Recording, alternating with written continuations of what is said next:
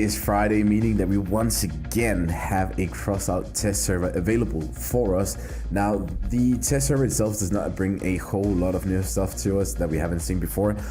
But the most important thing is all of the patch notes that has come with the test server. So apparently we are getting another Crossout patch just around next week, I think it was, with a lot of exciting changes. So I think I'm gonna try to cover all of it in this video, at least as much of it that makes sense, and then we'll try to pick up everything in a following video after this one, depending on what we cover today and what we do not get to cover. I feel like we should start with the patch notes. That would probably make the most sense. So yeah, let me go ahead and bring those up for you and show you what we have in store so far. So here it is. First, let's discuss what we have coming for now. The New Year's event, we saw this last year, which was fighting Gronch. That was a really interesting game mode because it was actually so hard. When you scale on the levels, the game just became harder and harder and harder, but there was some really nice rewards for the people who actually made it to the end. So we will see something similar this year, which is called the New Year's Eve event. This time it's an updated brawl. You pretty much have to do somewhat the same thing again, though this time you will have to escape the New Year's truck with presents,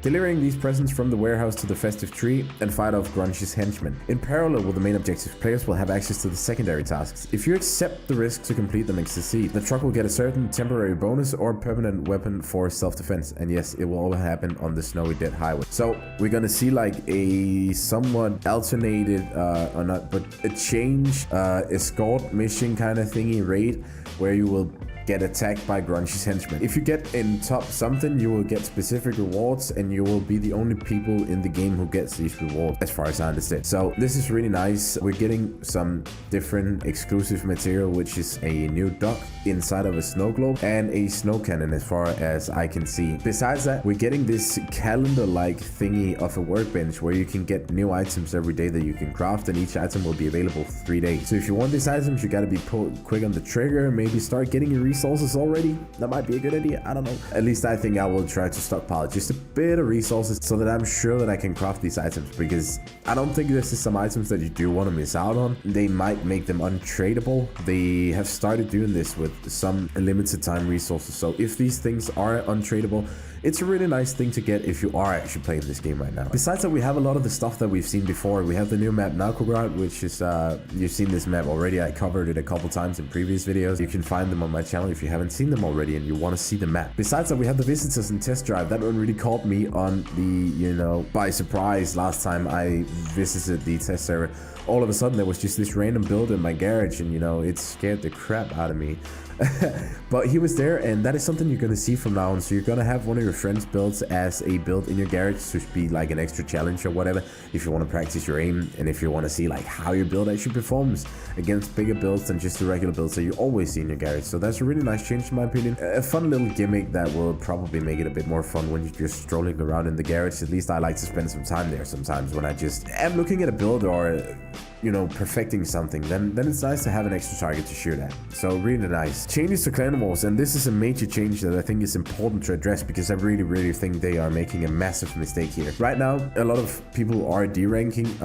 They want to counter this so that if you are in a league, you can now not drop to that league below you anymore. So if you advance through leagues during a week and you say you go from bronze to silver, then you are secured that silver for the rest of the week until the weekly reset that will then bring you back one league down. So say you play in a not very good squad, maybe your clan is new, you don't have very good weapons, but some circumstances will allow you guys to get to 300, which is nice, and you're all hyped about that. But you may start to encounter higher clans since you've sort of gotten over a certain threshold, which now means that you will be stuck with those guys for the rest of the week. If you struggle with those kind of people, it's not very fun to sit there and being forced to play the same people all the time. Yes, it does counter D-rankers, because the D-rankers can no longer drop. You simply cannot do it. If you end this session in gold, then you will go to silver, and you cannot drop any lower than that, which is, again, the jump from gold to silver is so massive. So 450 and 300 is still a massive change, so people will probably still D-rank within that bracket. So I don't really feel like it's a change at all. It's just something that will make some people get stuck in a league where they might not be able to compete. So yeah, I would do something differently. There's been a lot of good player suggestions on the forums already, but I know this is temporary fix. I know they are working on something different. I just don't think that they should do this as a temporary fix. Rather leave it as it is, because I don't think this changes anything. Next up, we have a few changes to parts. We have a few changes to Knight Rider's weapons. They are coming to faction benches soon. Goliath tracks, which is really exciting to see, though I don't think this is a very good change either. A lot of people have been complaining about the fact that their turning radius and their turning speed has been lowered, so they decided not to go with that anyways. The change that they came up with anyway, or on the other hand, is an increase in durability, an increase in tonnage, and a massive increase in power score. Now, the power score will limit some of the sandwiches. A sandwich will have an increase of 600 power score just for two Goliath tracks, so that is quite a lot, and it will of course bring them to higher power score, but 600 at the end of the day is not that much. You will still see them almost at the same power score. Combined with the Goblin change, if that one still goes through, it will have an impact on these sandwiches, but they will still be strong, and with this, they're getting like 200 extra durability. They have damage reduction already, so this is effectively 400 durability against some weapon types. So, you know, that is quite a lot, not gonna lie. The Chameleon, we finally got some stats on when the effects are actually here. I kind of like what they've done, to be quite honest.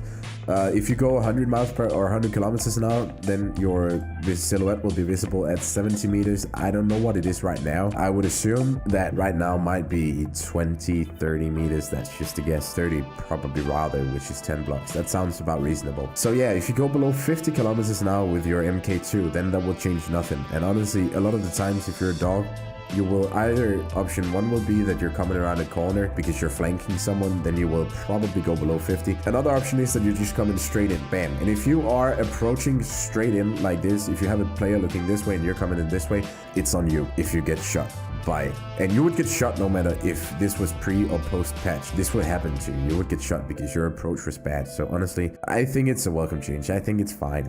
I mean, this was mainly a nerf to dogs everyone was shouting about, but I think this might just allow some people to use their brain when previously they could just pull a no-brainer and just drive straight into people and kill something. This combined with the lance change will make it a little less dreadful to play against lances. So yeah, I think it's a nice change. It's just me though. The chainsaw, the mauler, which is formerly known as the Drushba 2, or will be formerly known as the Drushba 2, is now mauler. It's now a chainsaw. The chainsaw's perk increases damage dealt by all weapons of this type by 10%. So you can now combine this with the buzzsaw, which you couldn't before. And then besides that, we have, among other planned changes in the next update, the altered sound of the Reaper minigun firing. You've heard that already. I'll show it to you just because why not? Just in a second. Additional callouts, damage numbers to play. We covered all of this. So yeah, basically that is what they want to do. And then finally, which I also think some people are interested in hearing, is that, you know, we have these, what are they called? They're called radars. Radar changes has been discussed massively.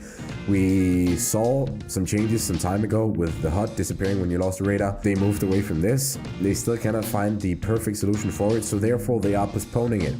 The great thing about this is that they're actually saying we cannot fix this the proper way, so we are postponing it. That is what we've been asking for. Let us know if something changes. They're doing this now. Again, massive kudos. I really think they are doing a great job right now.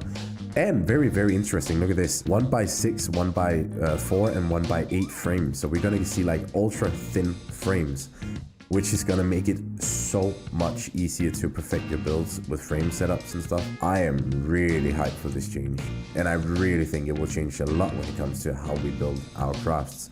So that is going to be quite massive in my opinion. I am definitely going to utilize it on a hover because often the frame setup is quite fine when it comes to that. But you know, that's the changes for you guys. Let's jump into the game and have a look at a few things in there that I think is important to mention, and then we'll talk a bit about the game. So back in here with the test server. First of all, as you saw, the Goliath back to its original state with speed and everything. There we have a matey inside of my garage. Besides that, track now 1800 HP. No.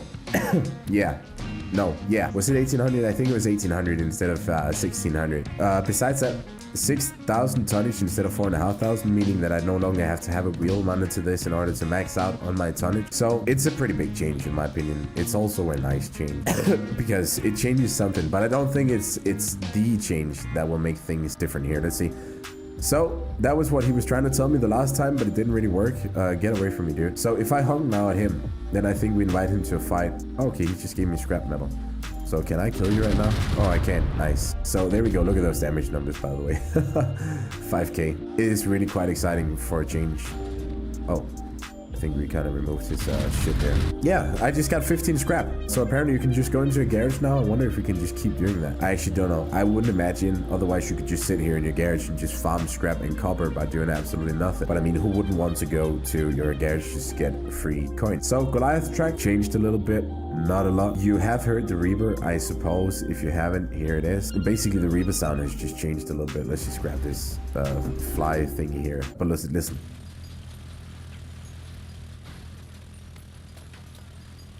We're like on true minigun sounds here, which is so dope. I really, really dig that. I find it so nice.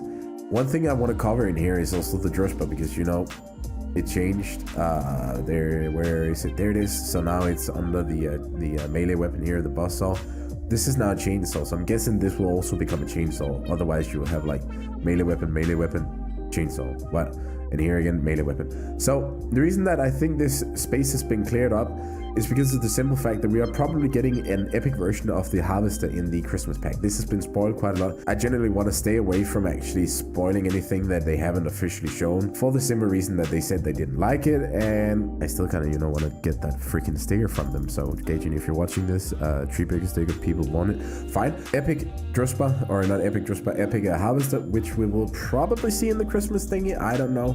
Besides that, also all of the Christmas stuff that is coming is really exciting. I think I will cover that in the video tomorrow. I'll try to talk about what the devs have confirmed, what this means for the future of the game. But for now, I think we should, this is a good time to end the video here. You guys have seen just the patch notes. We've talked a bit about how I think this will change it. So if there is anything specific from the newest notes that you would like me to cover or talk about, let me know in the comments down below and I'll try to answer it as good as I now can. Until then, have an awesome day, guys. Bye-bye.